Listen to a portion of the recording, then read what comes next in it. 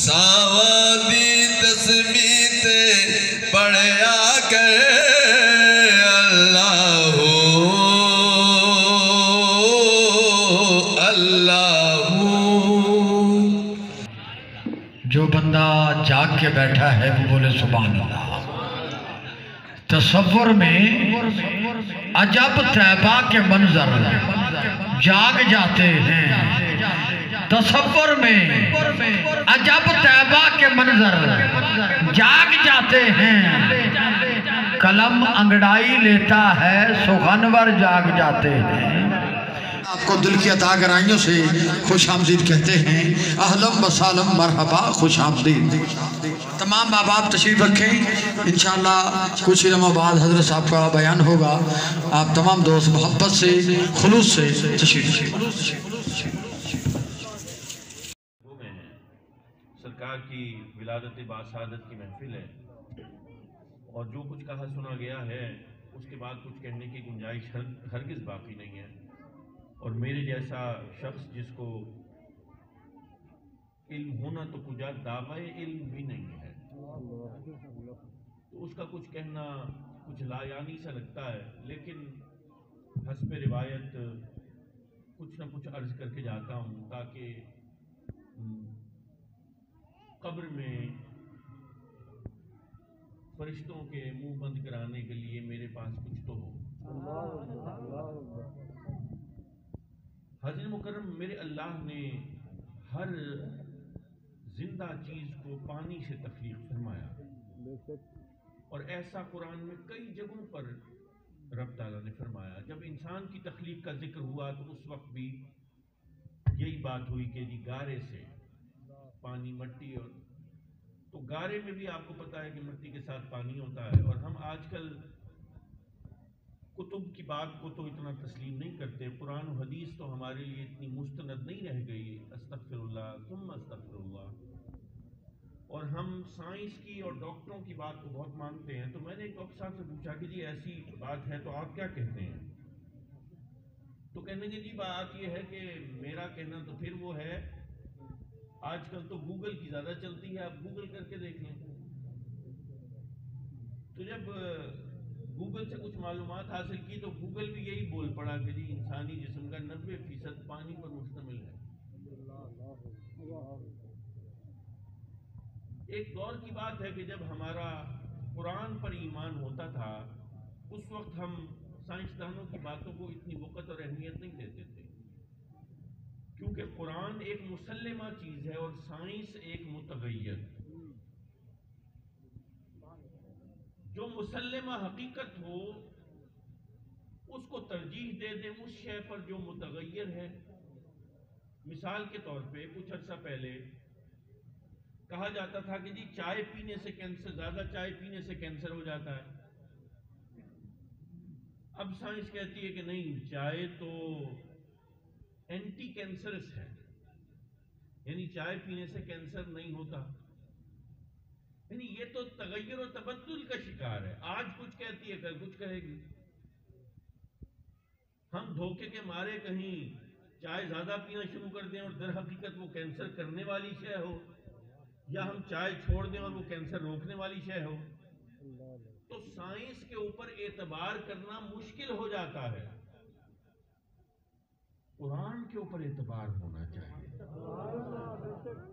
جب ہم چھوٹے تھے نا تو سیلیشیل سائنسز میں ہم پڑھتے تھے کہ یہ ستارے جو ہیں یہ ساکن ہیں اور سیارے ان کے گرد حرکت کرتے ہیں۔ پھر سائنس تھوڑی سی بڑی ہو گئی، تھوڑی جوان ہوئی، تو سائنس نے پیترا بدلا۔ سائنس نے کہا کہ نہیں، ستارے بھی حرکت تو کرتے ہیں لیکن صرف اور صرف محور پہ حرکت کرتے ہیں، جبکہ جو سیارے ہیں وہ محور پہ بھی حرکت کر رہے ہیں اور مدار پہ بھی حرکت کر رہے ہیں۔ جب ہم قرآن سے استفادہ کرتے ہیں تو ہمیں قرآن بتاتا ہے کہ ستارے ہوں یا سیارے ہوں، کوئی بھی اجرام فلکی ہوں، وہ محور کی حرکت بھی کرتے ہیں، وہ مدار کی حرکت بھی کرتے ہیں۔ لیکن سائنس کے پیچھے چلنے والے سائنس کے پیچھے چلتے رہے، سائنس تھوڑی اور بالغ ہو گئی، تھوڑی اور بڑی ہو گئی، اب 16-18 سال کی ہوئی تو سائنس نے کہا نہیں یار واقعی بات تو ٹھیک ہے، ستارے بھی محور پہ حرکت کرتے ہیں اور مدار پہ حرکت کرتے ہیں، سیارے بھی محور پہ حرکت کرتے ہیں اور مدار پہ حرکت کرتے ہیں۔ سیلیشیل سائنسز میں پتہ چلا کہ سرکم پولر کانسٹیلیشنز ہیں، کہ پوری کی پوری کہکشاں ہے جو ایسے ایسے گھوم رہی ہے، اور جس کو آپ قطبی ستارہ کہتے ہیں، یہ قطبی ستارہ 4000 سال کے بعد قطبی ستارہ نہیں ہوگا۔ یہ ارسا میجر کا جو سب سے آخری ستارہ ہے یہ قطبی ستارہ کہلاتا ہے۔ 4000 سال کے بعد جو لائرا نام کی کانسٹیلیشن ہے اس کا ستارہ ہے ویگا، وہ قطبی ستارہ بن جائے گا، کیونکہ سیلیشیل آسمان میں جو تبدیلیاں ہو رہی ہیں، جو حرکت روح پذیر ہو رہی ہے، اس میں شمال پھر وہ ظاہر کرے گا۔ حاضرین مکرم، سائنس تغیر اور تبدل کے اندر ہے، بدل رہی ہے، میچور ہو رہی ہے، حق کو آہستہ آہستہ پہچان رہی ہے، جبکہ قرآن اس کا کلام ہے جس نے اس پوری کائنات کو تخلیق فرمایا ہے حکم کن سے۔ جو اس نے کہہ دیا ہے وہ ہمارے لیے اہمیت کا ہونا چاہیے نا۔ وہ خود بتا رہا ہے میں نے ایسے بنایا ہے، میں نے ستاروں کو ایسے ایسے گھمایا ہے، اس کی بات نہیں سن رہے اور سائنس کی طرف جا رہے ہیں۔ پڑھو، سائنس پڑھو، میں نہیں کہتا کہ سائنس نہ پڑھو، سائنس پڑھو، لیکن سائنس کی بے وقوفیوں پہ سر بھی دھنو۔ حاضرین محترم، پانی سے بنایا رب نے ہر زندہ چیز کو، اور پانی کی دو حالتیں ہیں، ایک پانی چلتا پانی، بہتا پانی، رواں پانی، ایک پانی کھڑا پانی، جوہر پانی، ساکت پانی، صامت پانی۔ دونوں میں بڑا فرق ہے۔ کھڑا پانی زندگی کی علامت نہیں ہے، بدبو کی علامت ہے، تعفن کی علامت ہے، جوہر پن کی علامت ہے، جبکہ چلتا پانی، رواں پانی یہ پاکی کی علامت ہے، پاکیزگی کی علامت ہے، زندگی کی علامت ہے، آبادی کی علامت ہے۔ یہ جو بہتا پانی ہے یہ نہ صرف پاک کرتا ہے، پاک ہوتا ہے، پاک کرتا ہے، آباد کرتا ہے، آباد ہوتا ہے۔ آپ نے دیکھا ہوگا یہ انڈس ویلی ہے، اس کے دونوں طرف، اس دریا کے دونوں طرف شہر آباد ہوئے۔ آپ شمال سے لے کے جنوب تک، کراچی تک دیکھ لیں، سارے شہر اس کے ارد گرد آباد ہوئے۔ جہاں جہاں پانی کا فیض پہنچا ہے بہتے پانی کا، وہاں وہاں آبادیاں ہی آبادیاں، اور جہاں جہاں پانی نہیں پہنچا وہاں لق و دق صحرا ہیں، دور دور تک کوئی مکان نظر نہیں آتا، بیابان صحرا۔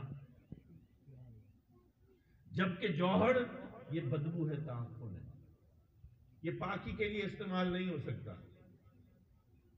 حاضرین مکرم، اگر اس جوہر سے کسی پاک چیز کو نسبت ہو جائے تو وہ پاک چیز بھی ناپاک ہو جاتی ہے، جبکہ یہ بھئی اس کی مثال ایسے ہے کہ بچہ گود میں ہے، بچے نے پیشاب کر دیا، اپنے کپڑے بھی گندے کیے، آپ کے بھی کپڑے بھیگ گئے، ناپاک ہو گئے، آپ بچے کو لے کے نہر میں اتر گئے۔ جب نہر میں اترے تو کیا ہوا؟ کچھ دیر کے بعد آپ کا جسم پاک، آپ کے کپڑے پاک، بچے کا جسم پاک، بچے کے کپڑے پاک۔ اب جو پانی بہہ گیا، آگے چلا گیا، 2 کوس دور کوئی بندہ بیٹھا وضو کر رہا ہے، تو کیا اس تک جو پانی پہنچا وہ ناپاک تھا؟ لوگوں وہ بھی پاک۔ یعنی صرف یہ نہیں کہ پانی نے پاک کیا، بلکہ پاک کرنے کے بعد بھی وہ پانی پاک رہا۔ یہ روانی کا فیض ہے۔ جب روانی کا فیض رک جاتا ہے تو پانی جوہر بن جاتا ہے۔ انسان کے اندر بھی کچھ خصوصیات ایسی ہیں، کیونکہ روانی ہونی چاہیے، اور روانی میں مد بھی ہے اور جزر بھی ہے، اونچائی بھی ہے، نیچائی بھی ہے، لہر بنتی ہے، لہر کے بغیر روانی نہیں ہوتی۔ یہ جو سائنس پڑھنے والے بچے ہیں یہ پڑھیں گے تو کہیں گے ویو لینتھ، یعنی ایک کریسٹ سے ایک ٹرف تک ایک ویو لینتھ ہوتی ہے، ایک اس کا نقطہ عروج ہے، ایک اس کا قطرہ زوال ہے۔ جب کوئی شخص قطرہ عروج ہو، اس کو کوئی کامیابی مل جائے، کوئی عہدہ مل جائے، کوئی منصب مل جائے، کوئی اختیار مل جائے، کوئی قوت حاصل ہو جائے، کوئی طاقت مل جائے، کوئی زر مل جائے، کوئی زمین مل جائے، کوئی منبر مل جائے، کوئی محراب مل جائے، کوئی مسند مل جائے، تو غرور نہ کرے، کیونکہ تجھے رب نے پانی سے بنایا ہے اور پانی لہر سے چلتی ہے اور تو نقطہ عروج پہ ہے، تیرے لیے رب نے زوال لکھا ہوا ہے۔ غرور نہ کرنا، گھمنڈ نہ کرنا، تکبر تجھے شوبھا نہیں ہے، کبریائی تجھے زیبا نہیں ہے۔ اور جب تو لہر کے سب سے نچلے حصے کا قطرہ ہو، کسی پریشانی میں ہے، کسی غم میں ہے، کسی بیماری میں ہے، کسی دکھ میں ہے، کسی نقصان میں ہے، ایسی حالت میں ہے جب رزق کی تنگی ہے، تو خدا کی قسم رب کی رحمت سے مایوس نہ ہونا۔ تو لہر کے اس حصے میں ہے جس کے بعد تیرے لیے رب نے عروج لکھا ہے۔ زندگی میں یار یہ مسائل حل ہو جائیں، یہ پریشانیاں ختم ہو جائیں تو پھر ہم یہ کام کریں گے، پھر یہ کام کریں گے۔ جن لوگوں کی زندگی میں مسائل ختم ہو جاتے ہیں وہ جوہر والے پانی کی طرح ساکت و صامت ہو جاتے ہیں۔ یہی زیر و بم تو ہے، کوئی خوشی آئی، کوئی غمی آئی، ساری زندگی انہی سے عبارت ہے۔ یہ نہ سوچنا کہ یہ خوشی غمی کبھی ختم ہو جائے گا، یہ رہتا ہے، یہ رب نے ہمیں زندگی کی علامت بنائی ہے۔ لوگوں اگر غم آتا ہے تو اس کو جھیلنے کی ہمت بھی تو وہی رب دیتا ہے۔ کتنی زندگی میں مشکلیں آئیں، جن کی داڑھیوں میں سفید بال زیادہ ہو گئے وہ جانتے ہیں، اونچائی نیچائی کا پیغام جانتے ہیں، ان کے معنی و مطالب سے واقف ہیں۔